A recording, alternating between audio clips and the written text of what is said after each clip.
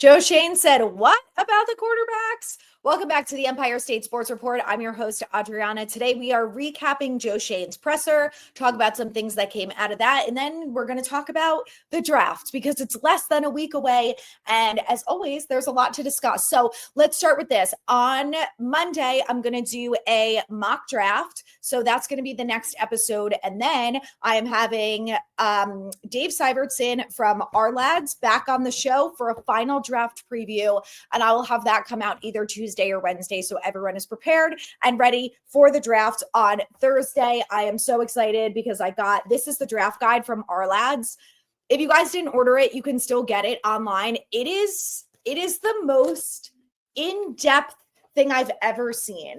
Like, I just look at this, paragraphs of every player.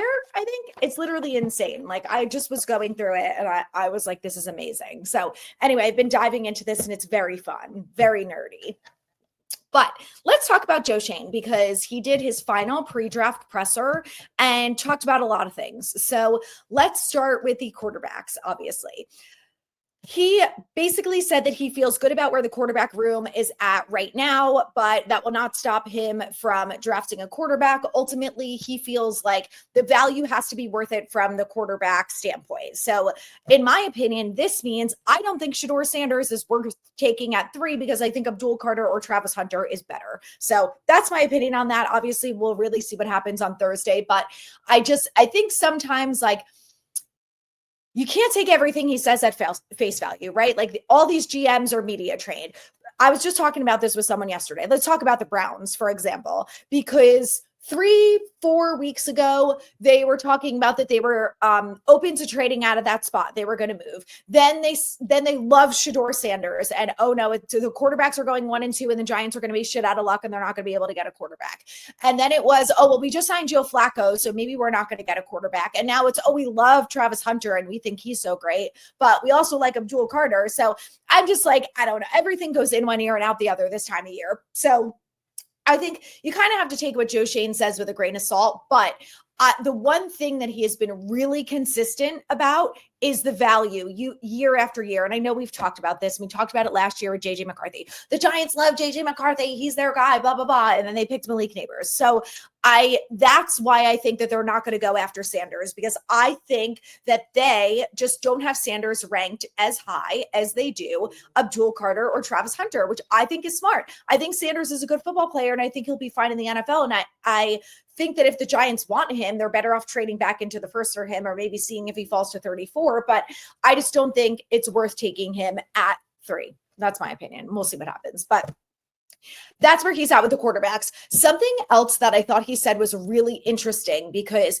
he was asked about, do you think that there's good value in this quarterback class? And do you kind of feel like you have to take one regardless? And would you take one if it's not a first rounder? Basically, do you think it's a waste to take a quarterback later? And his answer was, no, I think it's worth taking a shot on the quarterback if the value lines up where they're at, in round 2, 3, whatever it is, as the draft goes on. If the value's there and that's where they're ranked on his board, he thinks it's worth taking a quarterback.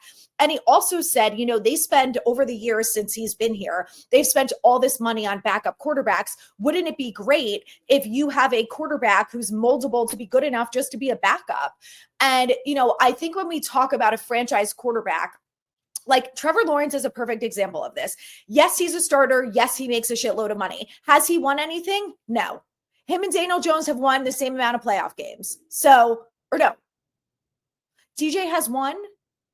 I think DJ has 1 win and he is a loss. Anyway, he's won nothing is my point. So he is their franchise quarterback, and he's a good quarterback, but he's not elite and he's not a Super Bowl winner. So I think that you can say they could go after a Jackson Dart or a Jalen Milroe with the thought process of if he ends up being a starter and can lead us to playoff games, then amazing.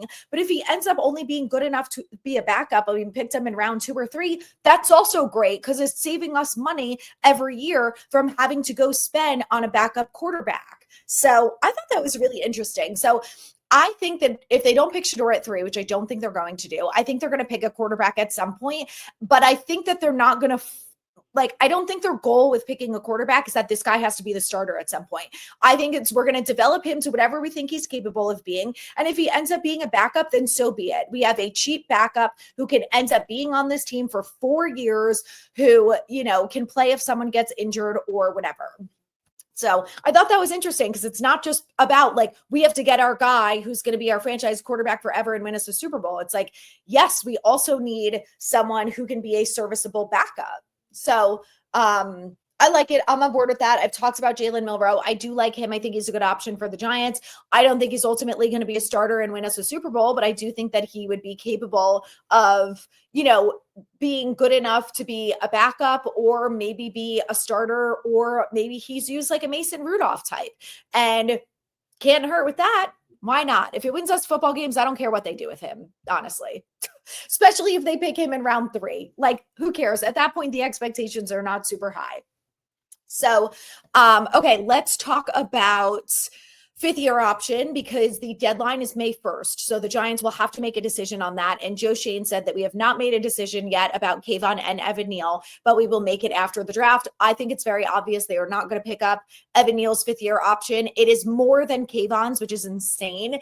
It's almost $17 million a year, and Kayvon's is almost 15. So I think they will pick up Kayvon's 5th-year option. I think it probably makes the most sense.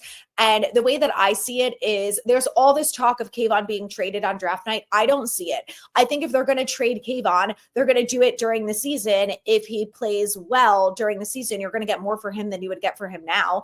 And if he plays well, maybe you say, well, our plan was to trade him, but who cares? We're winning football games and Kayvon's playing well. We picked up the 5th-year option. We're going to keep him. Also a possibility. Also depends what happened with Abdul Carter at 3. So many hypotheticals this time of year, He also said about Neal that he's going to do whatever he can to help the organization and do what's best for the Giants when he was asked about, whether they're going to move him to guard or not. And like I said, he's moving to guard. And if he doesn't move to guard, we're rioting. Okay, get on board. He was asked about Abdul Carter. He's talked a lot about Travis Hunter like Dable did, and they have both spoken very highly of him. And he said that, he feels like he wouldn't doubt that Travis Hunter can play on both sides of the ball in the NFL. His concern is learning the playbook on both sides and being able to adapt because it's not the same as college. And also you're playing significantly more football games than you are in college. So he's worried about the injury aspect, which I think is very fair.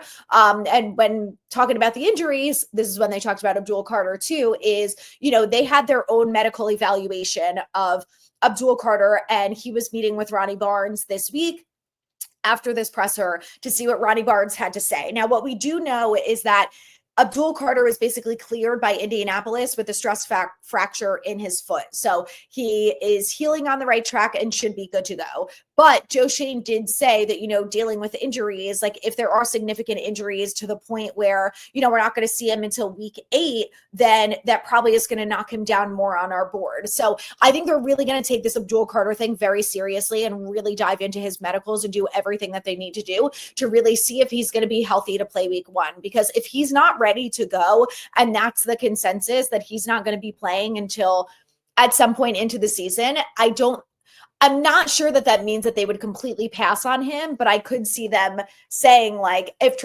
it's between Hunter and Carter, we're going Hunter over it because of that. So very interesting.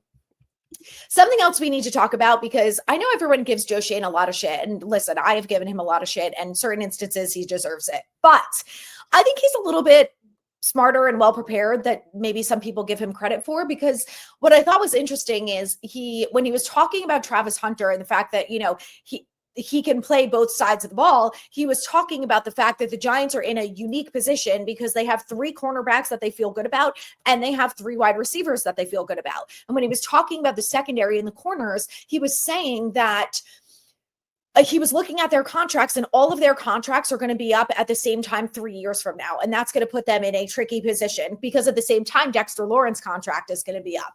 So anyway, I just thought that was interesting. And I'm like, oh, maybe he thinks more ahead than any of us think he does. I don't think that means that John Mara said to him, you're good to go into 2026, regardless of what happens this year. But I do think it means that he really is thinking ahead. And, whether or not he's the GM of this team, these are things that have crossed his mind. And I think it's likely that maybe this year they will draft a corner because they have to be prepared that those guys, all their contracts are going to be up. You can't pay everyone. You can't keep everyone. Obviously, if it's between Dexter Lawrence and Tay Banks, you're taking Dexter Lawrence. So anyway, I thought that was really interesting. So I hope they go after a corner. I've seen a lot of corners that I like.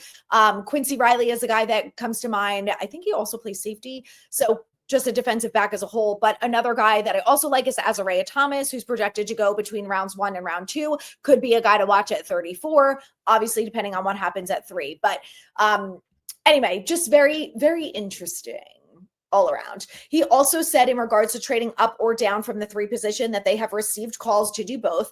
I think they're staying put. I don't think they're going anywhere. I think they tried to trade up for Cam Ward. I think the Titans told them to get lost. It's not happening. We don't care what you offer us, just like what happened last year. So I just kind of think they're shit out of luck there, and it is what it is. But I do think they'll have the opportunity to get a really good football player at 3, and that is also only going to benefit them. So like I said, I don't think they're going to move. I think they will move at other points in the draft. Maybe in round 2, they'll try to trade into round 1. Maybe in round 3, they'll try to move up because they have all those picks. So I think it's more likely that they move then than at pick 3.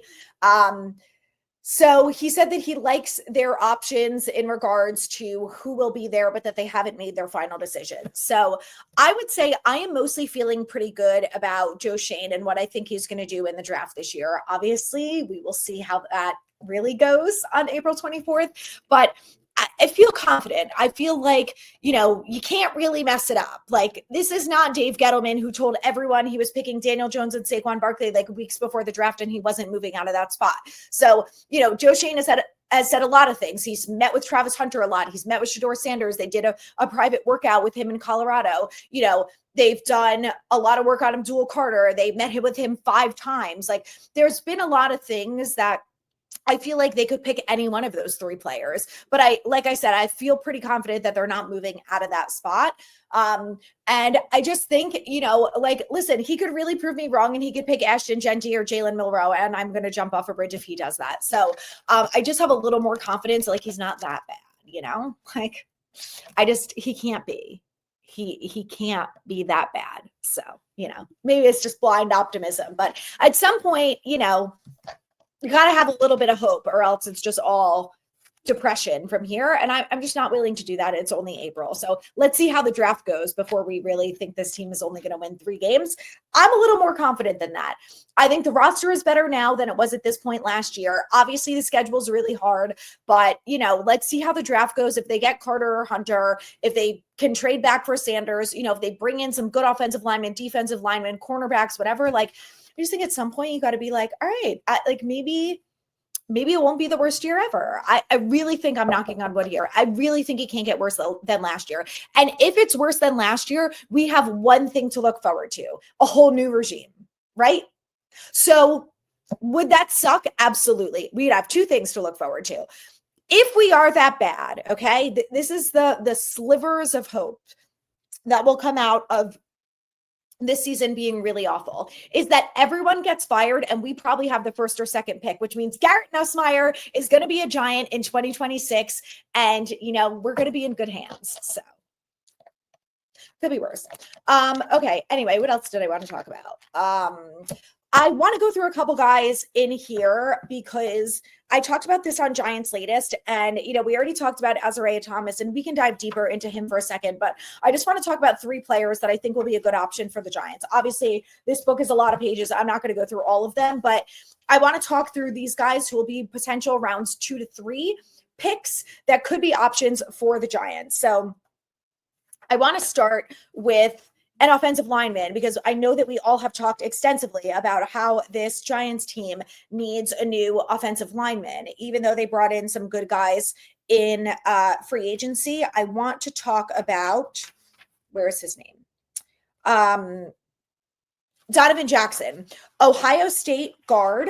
Couple things you need to know about him is that he was a guard played guard for Ohio State, but then Josh Simmons, who was their left tackle, got injured and he slid into left guard and basically didn't miss a beat.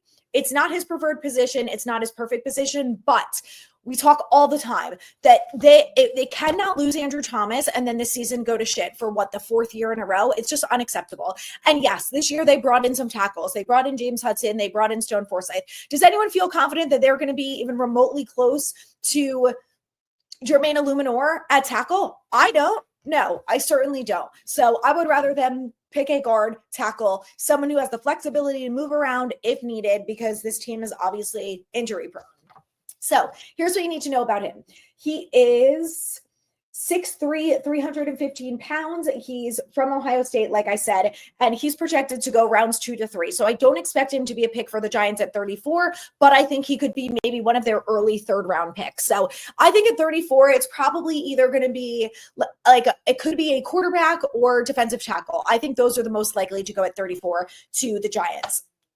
Now, we talk all the time about how Joe Schoen talks about being smart, tough, and dependable. And he did talk about this in his press conference, is that when he's interviewing these players and he's getting to know these players, one thing that's really important is their intelligence level. And they have to be able to learn, adapt on the fly, and be able to make smart decisions. So he mentioned a couple other things like off the field and personality and leadership and whatnot, but they talk so much about the smartness. And we can talk about this with Jalen Milroe. Jalen Milroe and Jackson Donovan were both all academic players. And the reports from multiple GMs and executives who met with Jalen Milroe said he is one of the smartest players we've ever met with. And he, because of his academics, is going to do well in the NFL. So that kind of leads me to believe, I think the Giants would love Jalen Milroe because of that, because Daboll's system is so challenging to learn. So anyway, same thing with Donovan Jackson, 2-time academic All Big Ten. He has good imposing size. He did miss a game last year due to some unknown injury, but he was right back to it and right back to playing guard and moving over to left tackle and did okay. One thing that he is pretty good at with his size and range is he is good at pass protection. And obviously this is something that has been an issue with the Giants. They were a little bit better at run blocking last year. So pass protection needs to be improved. Someone like Donovan Jackson is going to be able to do that. He has long arms and a solid base. Has power at the point of attack and is a solid drive blocker with consistent footwork. We don't need to talk about footwork, okay? We all know Evan Neal, not the king of footwork. Let's move on, or this will be a 3-hour long episode. So next up is Josiah Stewart from Michigan. Now, if you don't know this about me, I am a certified Michigan hater. I just am. I think they're cheaters. I don't like anything that goes on over there. I kind of love that Wink is now the defensive coordinator over there. I just kind of feel like it fits, but I don't know. I just don't like them. And my sister-in-law went to Ohio State. So if I had to choose, we're rooting for Ohio State over here. Okay. So, but anyway, I'm not going to hold this against Josiah Stewart because I met him at the Senior Bowl. He is a fantastic young man. He is from the Bronx. He has an NY tattoo on his neck. So obviously I asked about it. His dad is a Yankees fan. He is a Yankees fan. And he said that playing for the Giants in New York would be a dream come true. Immediate love. Love this. So for everyone who's like, I don't want Abdul Carter because he's an Eagles fan, I present to you Josiah Stewart, who is a Giants and Yankees fan. Okay. Love it. So obviously if the Giants don't pick up Abdul Carter, keep your eyes peeled for Josiah Stewart. He is a 2 to 3 round projection, could be an option for the Giants in round 3. Here's what you need to know about him. He projects as a 3 to 4 outside backer and or a rotational rusher.